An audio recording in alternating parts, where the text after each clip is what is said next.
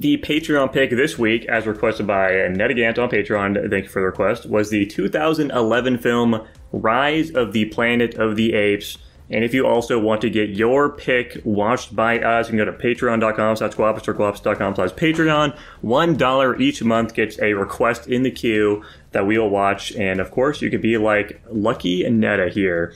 And this is a movie about the origin of the, classic film, The Planet of the Apes, where we see the life of monkey chimp Caesar, who is very smart because they're trying to cure Alzheimer's, and he gets that drug as like a testing subject. And he fucking experiences despair and he revolts against humanity. Dude, fun fact. Andy Serkis improvised the moment where Caesar gets in the back seat of the car instead of the trunk. Oh, did he play Caesar? Andy Serkis, yeah. Nice. That's pretty fun. Use a tracking suit? That's crazy. No, he's just a freak. Yeah, Holy he just shit. looks like that. Yeah. Oh my gosh. Jackson, where are you putting this one? Currently I'm at a B+. Okay. I'm close to you. I'm at a B. I am at an A-. Yeah, I'll second that motion. I gave it an A-. All right, so it's looking like half of us put it over the original Planet of the Apes. I mean, yeah, I think that an origin story does a lot for the franchise. I would hope so anyway, in regards to the fact that it is what kind of alludes to what happened, considering we're going back in time. But I don't know, I'm just a sucker for origin stories. I don't think it really gets any more complicated than that. I don't think the CGI was terrible. I could stand to be corrected because I don't know what the fuck I'm talking about when it comes to CGI. No, I think it's perfectly serviceable for the time. I think that the plot and the acting was good, and I like the way that things went along. I don't think anything was really forced. And I kind of like the whole, like, at the end where the apes weren't trying to be violent because they're understanding the concept of violence breeds more violence, and we're not going to kill them because we're not going to stoop down to their level, which wasn't something verbally said, but it was implied. Except for when they did kill them. I know, it was so funny when they were like, no, don't kill anybody, but then you've got, like, the one police officer who got thrown over the bridge and, like, all that kinds of shit. They were very selective with the people they were killing, I guess I could say. But, yeah, this movie is wholesome at some points. It's, it tugs at your heartstrings. It's got, motivation in it. You can see the motivations for each of the characters, and just the underlying, like, emotions and, like, things that the characters themselves don't see happening, but us as the audience can see very clearly, and we're hoping it resolves in the best way possible. But, we know in movies like this that hardly ever happens. I guess I'll give my thoughts on the movie. So, my big positives are Caesar, the performance. What the fuck? Yeah. Holy shit. So good. Ape chaos, very fun. I liked it. The CGI, I think it's still good, to be honest. We've seen worse from newer films. I think it generally looks good. There are a few shots here and there, though, that aren't very good. Especially, unfortunately, like the final shot when he's climbing up the tree and he's just like looking at San Francisco. For some reason, the trees there just look terrible. I kind of agree with you there. My biggest negative are the quote references to the first movie. I think they're very awkward and not done well. I was gonna say, those, like, some of that shit was fine. Like when they make little mentions where it's like, oh, that leads into, like, the next film. Like, they talk about how, like, the astronauts just launched or whatever the fuck. It's like, yeah, sure, that's nice. But then it's like, they give the fucking, get your hands off me, you dirty ape, or whatever the fuck. It's like, okay.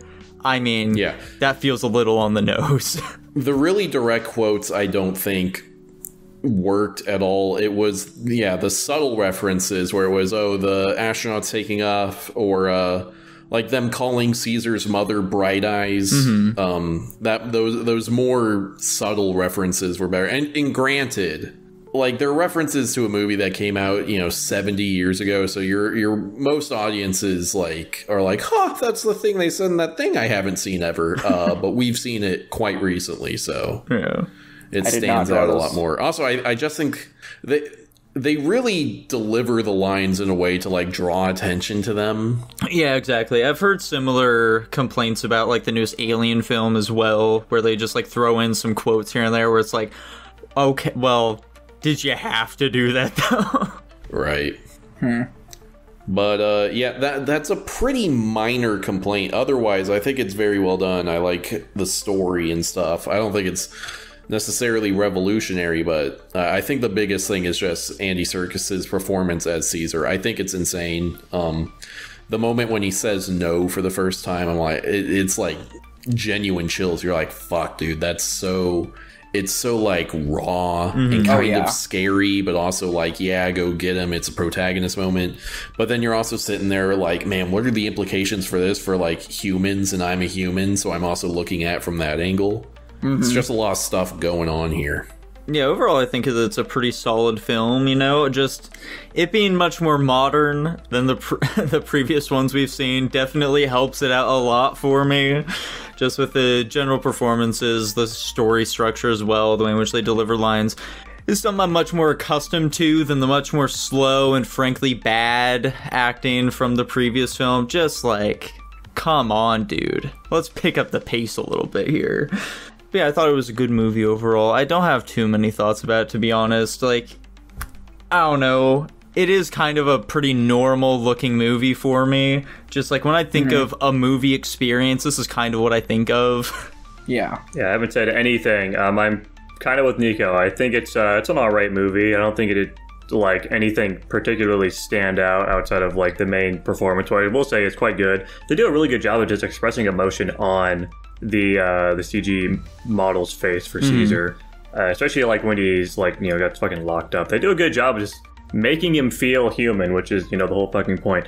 But yeah, I don't have any like major, like massive problems too. I do wish they maybe focus a bit more on like the outbreak side of the movie, other than just because there's two parts, I assume, to the fucking planet being taken over by apes. I don't know anything about this trilogy, but you know, I assume there's the fucking monkeys rising in power, and then there's also the viral outbreak happening with the fucking disease that they have been alluding to with, you know, the one guy fucking dying.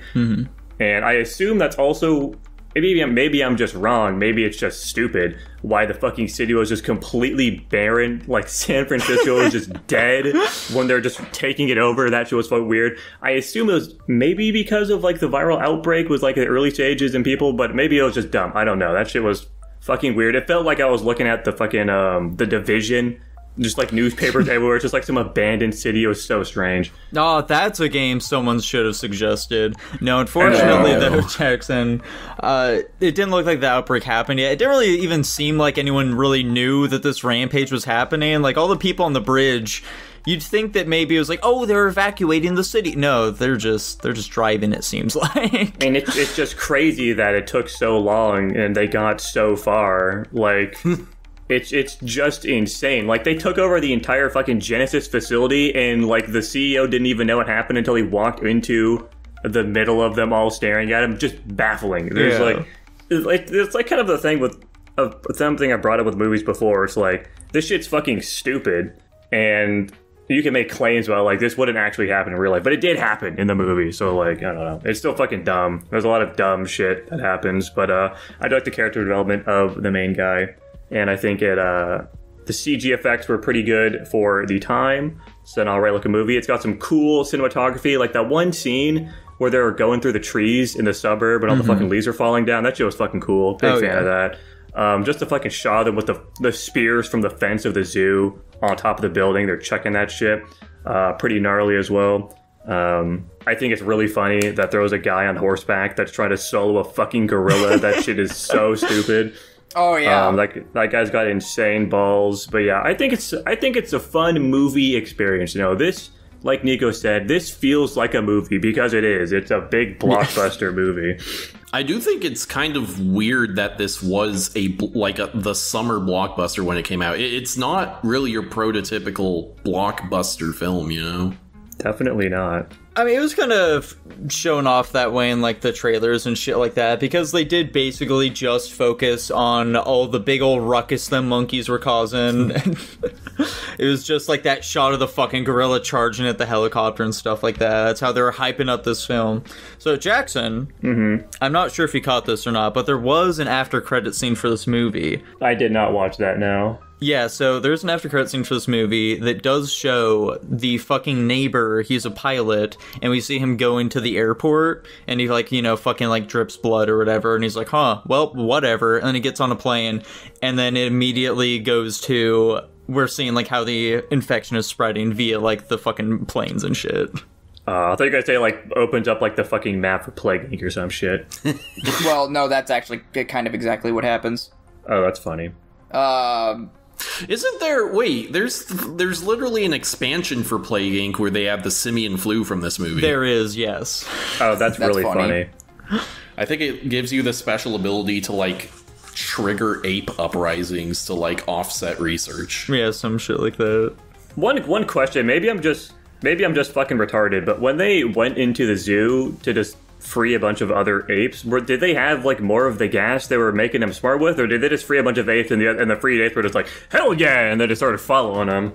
I think what we're meant to assume is that the smart apes are infectious with, you know, the virus that makes them smart but kills humans, and so the apes from the zoo got exposed to it, you know, over time as they were running along. That also makes sense. I was gonna go with Jackson's idea where it was just like the smart apes are leading the dumb apes, and that's just how it goes. Yeah, it's kind of just what I assumed as well. They were just, you know, once you have a big enough group, they're just kind of follow along.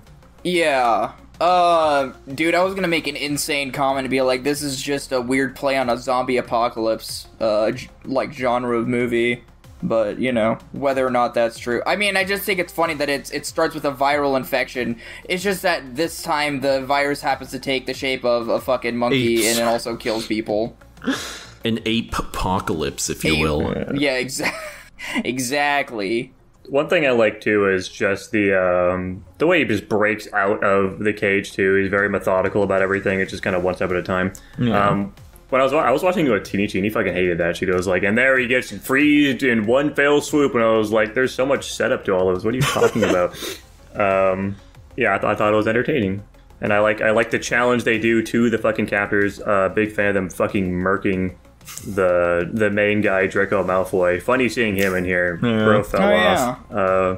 Pretty silly. Tanner, what do you think about the underlying socioeconomic message of this movie? Dude, personally, I'm all for animal testing, so I don't really care about the theme of this movie. Dude, that's not what I was going for, but I like your answer.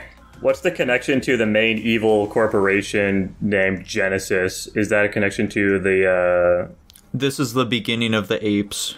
Yeah, I know. I was trying to make... I genuinely don't know. This is like... Is there some sort of connection to Genesis? I don't know anything about that shit. Genesis, it just means the beginning.